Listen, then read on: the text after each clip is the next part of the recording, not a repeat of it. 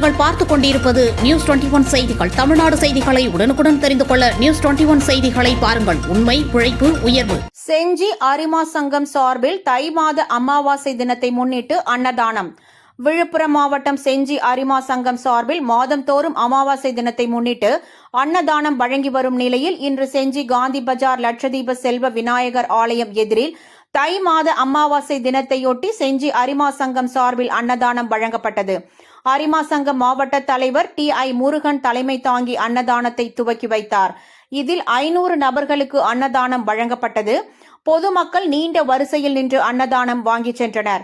இந்நிகழ்வில் அரிமா சங்க மாவட்ட தலைவர்கள் சொர்ணலதா, அசோக், சண்முகம், வெற்றி செல்வி, அரிமா சங்க முன்னாள் பொருளாளர் எஸ்.பி. சேகர், செந்தில் மற்றும் சமூக ஆர்வலர்கள் ஸ்ரீகுமரன், பாரத் கேஸ் ஏஜென்சிஸ் ஊழியர்கள் மற்றும் பொதுமக்கள் கலந்து கொண்டனர். நியூஸ் 21 செய்திகளுக்காக ஒளிப்பதிவாளர் ராஜாமணியுடன் விழுப்புரம் மாவட்ட செய்தியாளர் அருண் பிரகாஷ்.